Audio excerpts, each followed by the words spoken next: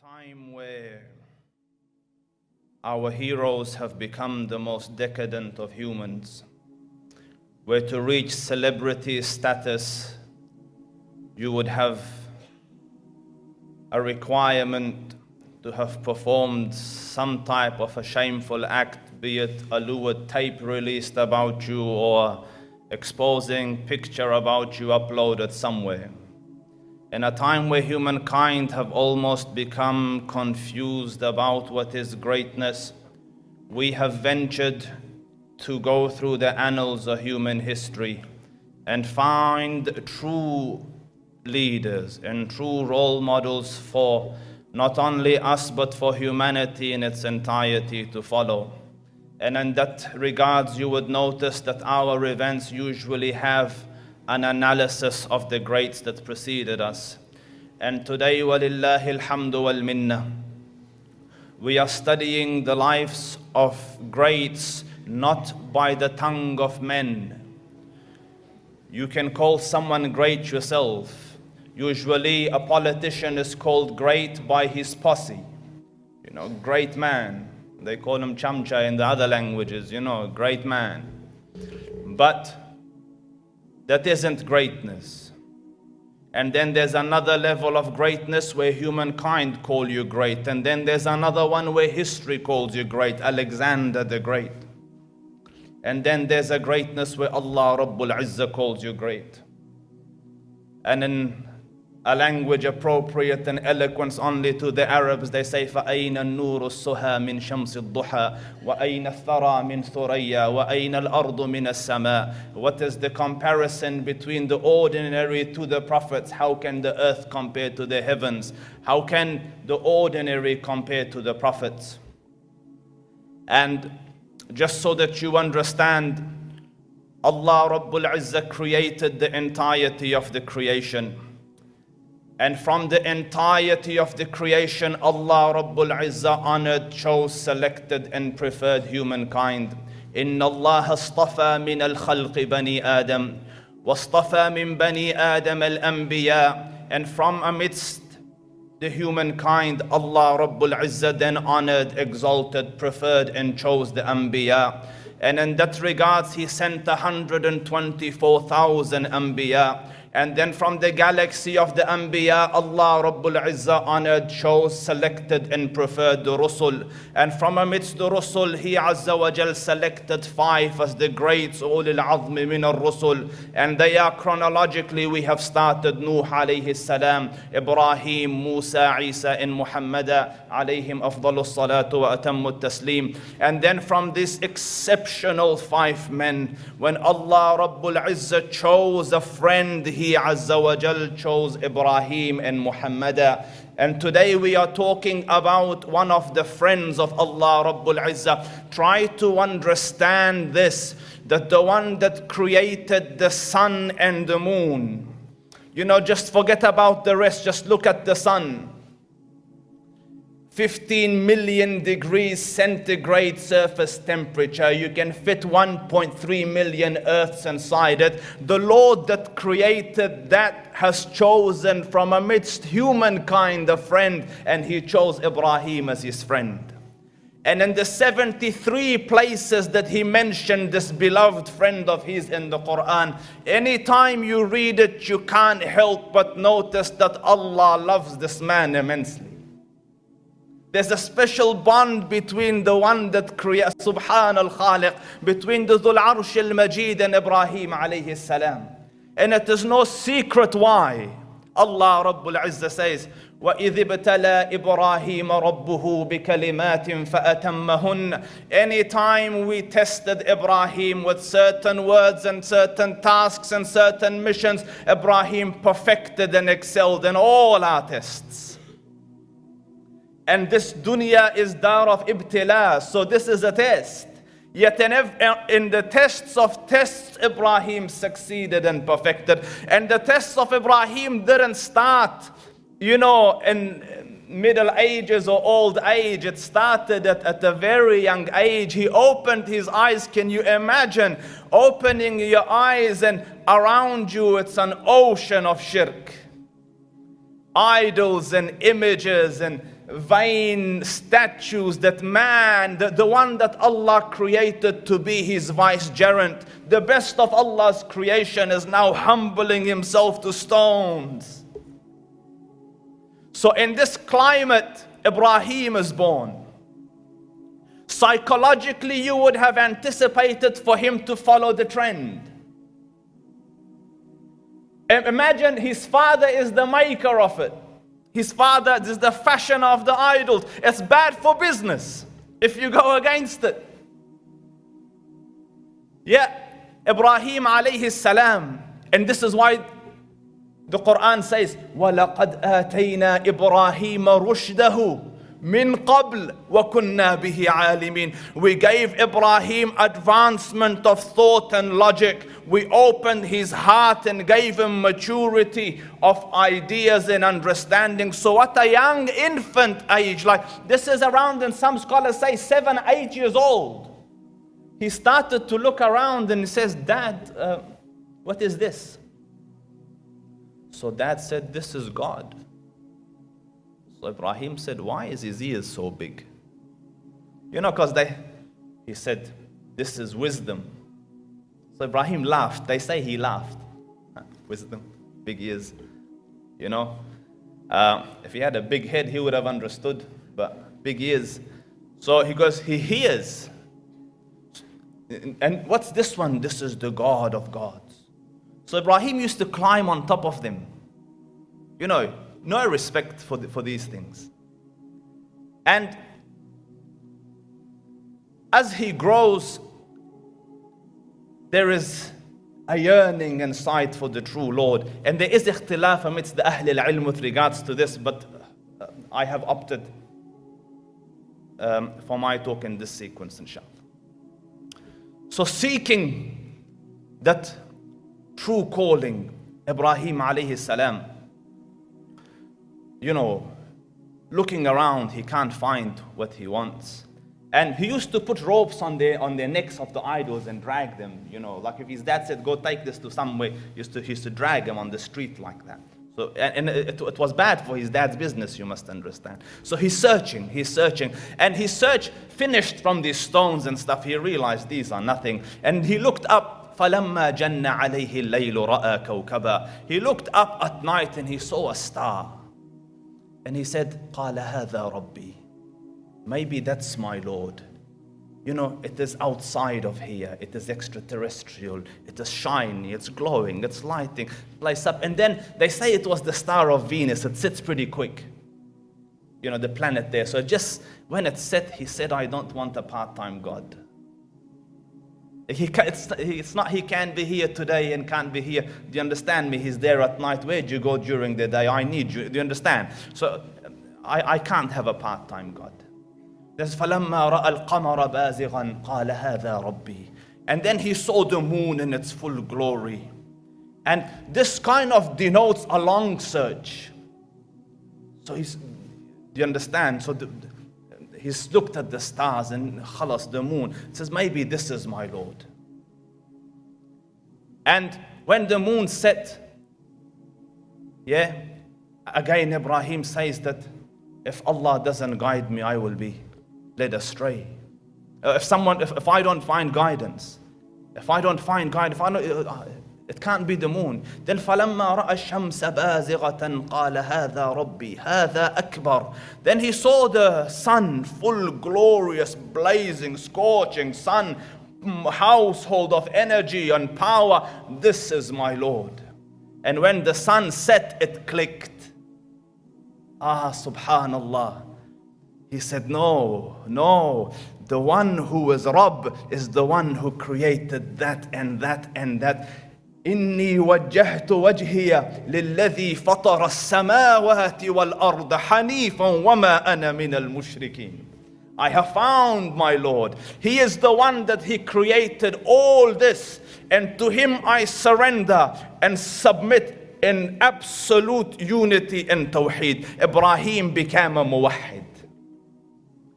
And like night and day cannot coexist, Tawheed and Shirk cannot coexist. This fire that's burning inside him now needs to be manifested. So he went to his people. مَا هَذِهِ التَّمَاثِيلُ الَّتِي أَنْتُمْ لَهَا عَاكِفُونَ. What are these images, these idols to which you show so much devotion? And they didn't have any answer. So they said, قَالُوا وَجَدْنَا آبَاءَنَا كَذَلِكَ يَفْعَلُونَ. We saw our fathers do this, so we are doing it. And he insists. You know, listen to the word, and he's a young man. In this instance, the Quran calls him Fata. This is a pubescent or prepubescent lad. Young lad. So he says, لَقَدْ كُنْتُمْ أَنْتُمْ وَآبَاؤُكُمْ فِي ضَلَالٍ مُبِينٍ. البتة تعكيد. لَقَدْ verily you are yourselves and your fathers in manifest error. You were wrong, your fathers before you were wrong. Big thing to say for a little kid. And when this continued, and they are like, you know, this is our gods, our fathers worship them and so on. So Ibrahim alayhi salam in his heart says, I will fix your idols for you. I will fix them. So then came the big day of festivity. And traditions say they used to go outside the city. And there they used to, you know, celebrate their special day. And everyone in town used to go. So they came to Ibrahim alayhi salam. Let's go. He said, Inni saqim. I am ill. And the scholars say he meant, I am sick of your worship. Yeah. Of these things, but to them it was, I am sick, I can't go, as an excuse. So they went. And then Ibrahim alayhi salam comes to the temple. All the gods, the idols. And subhanallah, you see the verses. He asked them, why don't you speak? Why don't you say something? No one say, it's just me and you. Say something. Why don't you speak? And why aren't you eating? Because there's food offerings in front of them. Why aren't you eating? And then, you know, the hujjah established that you're false. So he took the axe and started swinging. In the Quran, فَجَعَلَهُمْ جُذَاذًا إِلَّا كَبِيرًا لَهُمْ لَعَلَّهُمْ إِلَيْهِ يَرْجِعُونَ. Ibrahim shattered them to bits. All of it. إِلَّا كَبِيرًا لَهُمْ, except for the biggest one. And he put the axe on its neck and went home. So when they came in the afternoon, oy, oy, oy. مَنْ فَعَلَ هَذَا بِآلِهَتِنَا إِنَّهُ لَمِنَ الظَّالِمِينَ. Who has done this to our gods? Zalim man. Who's done this? So they said, إِنَّا سَمِعْنَا فَتًى يَذْكُرُهُمْ. Sallallahu alayhi Ibrahim. إِنَّا سَمِعْنَا فَتًى يَذْكُرُهُمْ. We heard a young lad talking about them. يُقَالُ لَهُ Ibrahim. They call him Ibrahim. Young lad. So they said, فَأْتُوا بِهِ عَلَى أَعْيُنِ النَّاسِ لَعَلَّهُمْ يَشْهَدُونَ. Bring him to the people. Let's have a public trial. Let's have a public trial. And trials haven't changed much over history. Let's justify his punishment publicly. So they brought him. And you see, when Allah says, رُشْدَهُ مِنْ قَبْلِ, you look at the argument of Ibrahim. We gave him advancement of thought and logic. He was a genius amidst the dumb. And so he stands. And they say, أَأَنْتَ فَعَلْتَ هَذَا بِآلِهَتِنَا يَا إِبْرَاهِيم. Ibrahim, did you do this? He says, بَلْ فَعَلَهُ كَبِيرُهُمْ هَذَا فَاسْأَلُوهُ. No, that big one did it. Ask him if he can speak. So they say, لَقَدْ عَلِمْتَ مَا هَؤُلَاءِ يَنْطِقُونَ. And the verse before it, yeah, فَرَجَعُوا إِلَىٰ أَنفُسِهِمْ قَالُوا إِنَّكُمْ أَنْتُمُ الظَّالِمُونَ. So they looked and they said, Ibrahim, you know they can't speak. You know they can't speak. And look at the logic of this young man. أُفٍّ لَكُمْ وَلِمَ تَعْبُدُونَ مِن دُونِ اللَّهِ. Woe be unto you, then why are you worshipping them besides Allah Rabbul Izzah? Don't you see that they can't do anything? I've just broken him to pieces. He can't save himself, so what's he gonna do for you? So they said, انصروا آلهتكم حرقوه وانصروا آلهتكم إن كنتم فاعلين. Burn him and help your gods. If you're gonna do anything, save face. And this is the same problem with humankind. When logic doesn't, when he fails at logic, when he fails at facts, he goes and becomes violent. And the nature of this belief is such, because they have no mantiq, no ability to stand the logic of truth. So it goes to violence. So they started to collect firewood. And they collected it, some scholars say, for a long time until it had formed a semi-hill or semi-mountain. And they dug trenches to help the airflow and so on and so forth. And they burnt this fire. And the scholars of tafsir say it was so hot that if a bird flew over it, it would burn down dead. So now, for those of you who maybe haven't seen fire that big or big fire at all, it's hard to come near it. Your face burns, your body burns, because heat doesn't radiate in one direction. It radiates in all directions, so you can't come near it. So they put Ibrahim alayhi salam on a catapult, and they were going to shoot him inside. And Ibrahim alayhi salam is there, and in some of the narrations, Jibreel comes to him. And he says, Ya Ibrahim, do you want me to help you? He says, no. The one who can see me, he will help me. And they opened the catapult, and Ibrahim alayhi salam went, and he said, Hasbi Allahu wa ni'mal wakil. The narration is in Bukhari Sharif. Yeah, this was the word Ibn Abbas says that Ibrahim said when he was being thrown into the fire.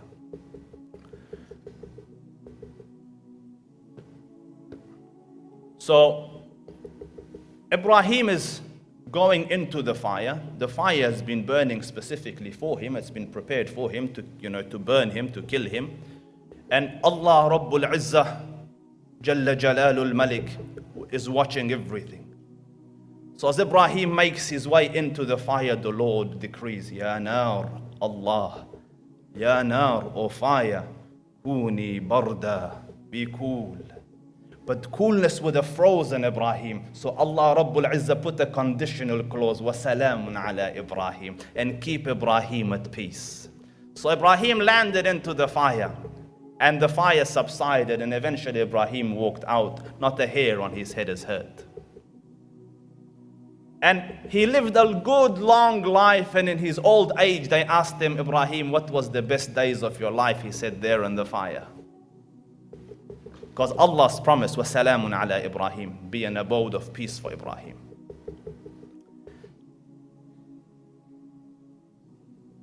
So Ibrahim alayhi salam continued his da'wah, and the people resisted.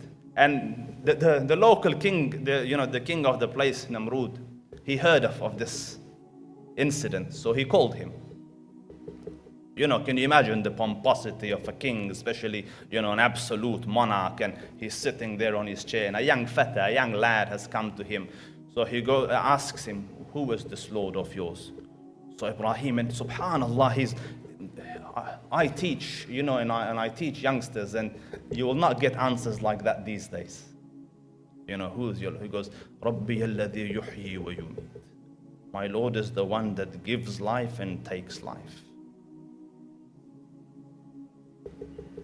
And this arrogant king says, Ana uhyi wa umit. I give life and I take life. Hey, I'll show you. Bring 2 prisoners. So they brought 2 prisoners. He killed one and he let the other one go. He goes, see, I gave life, I took life. Obviously, it's a non-cynical argument. Did you bring him out of nothing? Did you give life to that frog and that tree and that bird and that ocean? You don't give life. You've decided to kill one and you haven't killed the other. That's not giving life. But Ibrahim is too intelligent to get bogged down in these things. No, I didn't mean it like that. He goes, khalas. Oh, so you want to compare to Allah? Khalas. He goes, Inna Allah ya'ti bi-shamsi min al-mashriq, fa'ti biha min al-maghrib. Allah brings the sun up from the east. Bring it from the west. The Quran says, فَبُهِتَ الَّذِي كَفَرَ. The disbeliever was flabbergasted. He was finished. What am I going to say to this? Logic like that. And I want to pause just for a second here, because it is important to understand a couple of characteristics. In a world filled as it is today with immorality and sin and vice and indecency, the du'at will at times find themselves alone. Understand, Allah is always with you. The Lord is the same one. He was the one where Nuh alayhi salam said, فَدَعَى رَبَّهُ أَنِّي مَغْلُوبٌ فَانْتَصِرْ فَفَتَّحْنَا أَبْوَابَ السَّمَاءِ بِمَاءٍ مُنْهَمِرٍ. The same Allah that answered dua of Nuh alayhi salam. The same one that helped Ibrahim alayhi salam and all the other prophets that you will hear about. Allah is the same Allah Jalla Subhanahu. So you have Allah Rabbul Izzah with you. Number one. Number two, nothing can stand in the face of the logic of Tawheed and the logic of Islam. It is only our shortcoming in knowing that we fail to communicate adequately. So master your field and present it in the best possible way.